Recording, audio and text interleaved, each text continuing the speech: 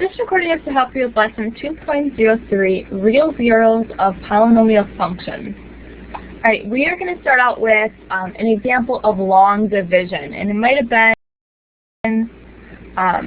it's been a while since we practiced long division, probably in Algebra 2, in the very beginning.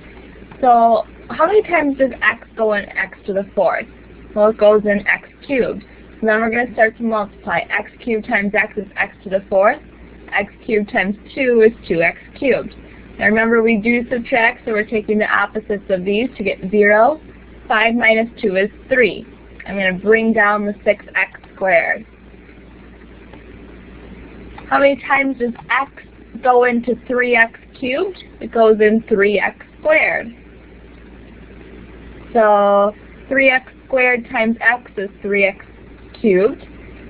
3x squared times 2 is 6x squared. And I subtract these to get 0 and 0.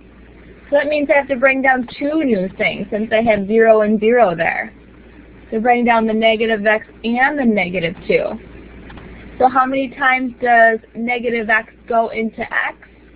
Or x go into negative x? Negative 1 times. So negative 1 times x is negative 1x.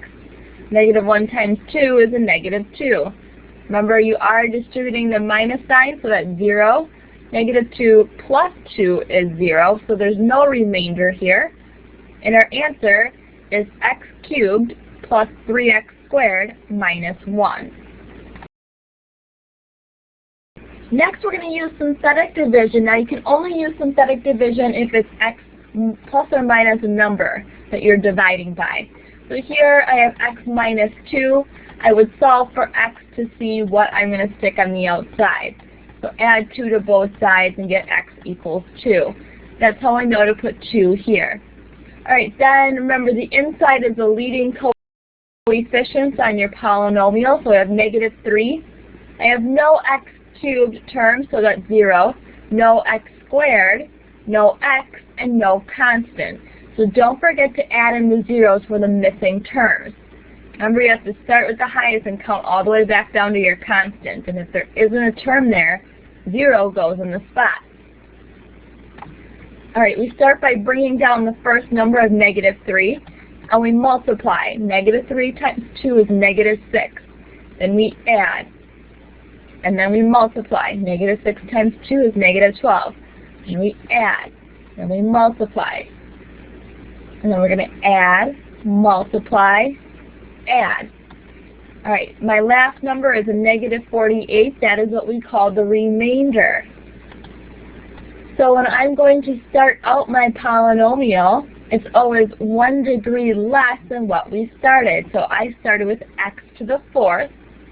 I know my resulting polynomial will start with an x cubed.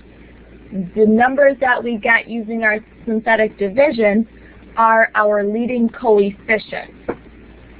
So we'll have negative 3x cubed minus 6x squared minus 12x minus 24 minus 48. And notice, because it is a remainder of 48 there, we do stick that over x minus 2 as a fraction. And whatever we divided by is what you're going to put your remainder over. Alright, for the next one, we're going to use synthetic division, and then we're just going to write our answer a little bit differently. So using synthetic division, I get the following setup here. I'll let you run through that just to make sure that you are okay with this. Alright, the way you want you to set up your answer is, since we divided by 4, or used 4 on the outside here, that means x equals 4. So if I get everything to the one side, I get x minus 4. That would be what I had to divide by. So that is going to be put in parentheses to begin with. Next comes our answer. So that would be the resulting polynomial after my synthetic division. So the x squared plus 3x minus 2. And then we have the remainder at the end. Rx is your remainder, remember. I'm just going to move things over a little bit here. So that would be a plus 3 over x minus 4. And only the 3 is over the x minus 4. Not everything, just the 3. The last part is we need to plug in 4 for k once we have our result there. So when I plug 4 in for x, which is what k is, now we would get 4 minus 4 is 0. 4 squared is 16, plus 3 times 4 is 12 minus 2, but really it doesn't matter because 0 times the number anyways is always 0. And then you have that remainder of plus 3. Notice that when we're figuring out, we don't put the denominator of that fraction in because it would give us 0. So just 0 plus 3 equals 3.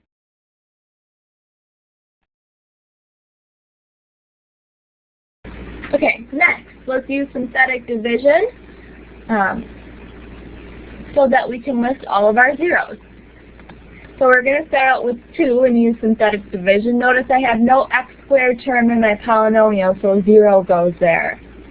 I run through the synthetic division, and I end up with x squared plus 2x minus 3. Because I am looking for all the zeros, I'm going to factor that. That factors to x plus 3, x minus 1. So that means x equals negative 3 and a positive 1. And don't forget about what we started with, a positive 2 also. So that's how I can find all my zeros of that polynomial.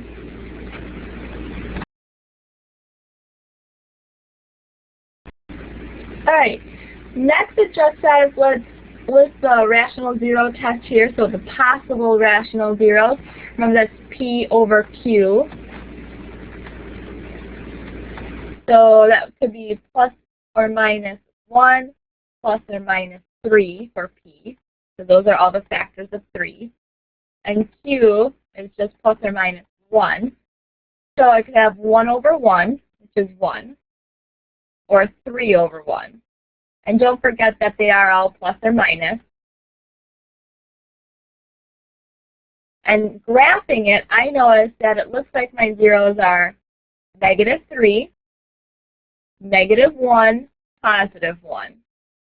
Looking at that graph. And yes, all those zeros are in my possible rational zero list.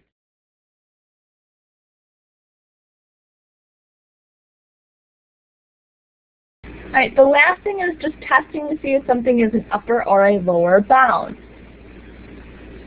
Alright, an upper bound is when we are using the synthetic division, your answer will have all positive values. Alright, that indicates an upper bound. So when I'm using synthetic division with 5, I notice that my resulting polynomial there is all positive. So yes, that is an upper bound. So let's test out negative 3. Now negative 3 will be a lower bound if your signs alternate between positive and negative. Notice, positive, negative, positive, negative, positive. Because they alternate every other one, that indicates that negative 3 is a lower bound.